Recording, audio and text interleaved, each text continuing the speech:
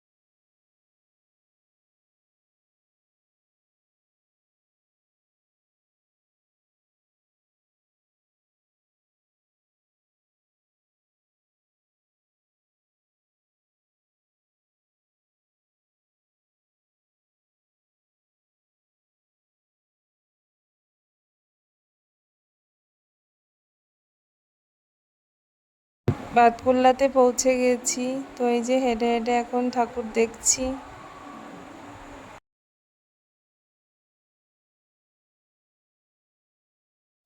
বাতকুল্লাতে প্রচণ্ড ভালো লাইটিংয়ের জন্য বিখ্যাত। তো লাইটিংও খুব সুন্দর করেছিল। তো এই ঠাকুরটা ফার্স্টে আমরা দেখতে গেছিলাম।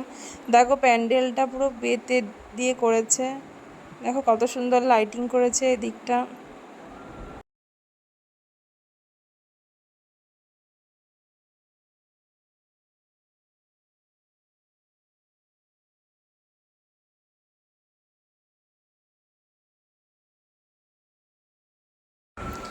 দেখো ভিতরটা কত সুন্দর করেছে, পুরো বাঁশের ডেকোরেশন করেছে।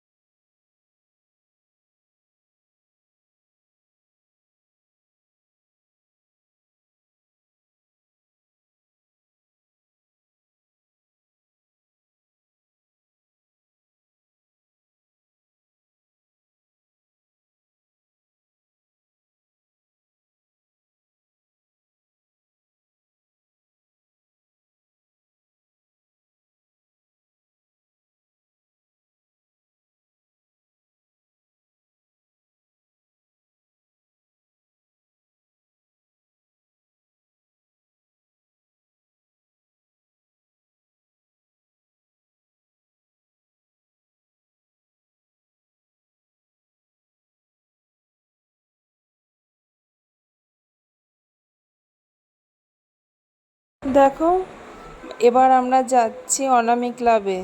তো অনামিক ক্লাবে প্রত্যেক বছরই ভালো প্যান্ডেল করে, কিন্তু এবছর অতটাও ভালো করেনি।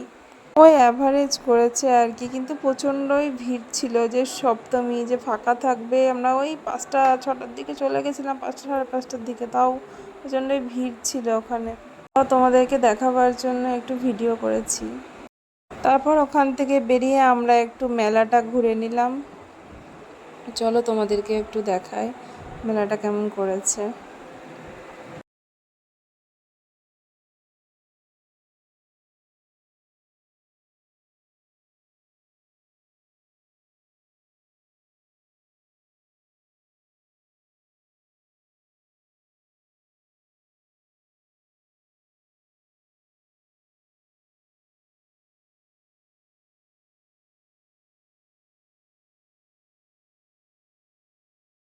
তারপরে এই যে দেখো আমরা একটু খাওয়া দাওয়া করে নিচ্ছি।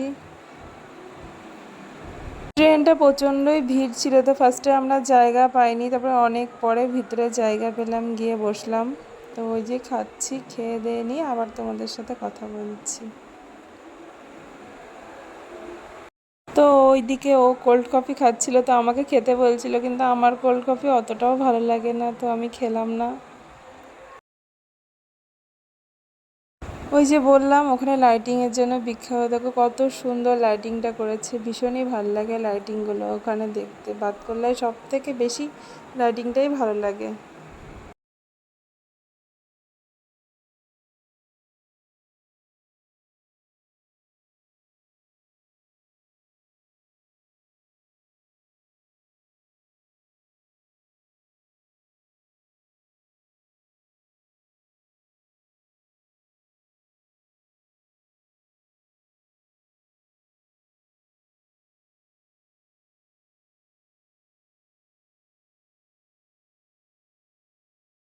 দেখো তাহেরপুরে এখানে বানিয়েছে সাপের রাজ্য, খুব সুন্দর বানিয়েছে। এখানটায় গেছিলাম, অনেক লাইন দিয়ে তারপরে এখানটায় যেতে পেরেছি। ঠাকুরটা কত ইউনিক বানিয়েছে, আর ভিতরে অ্যানিমেশনটা এত সুন্দর দিয়েছে, দেখতে ভীষণ ভালো লাগছিল।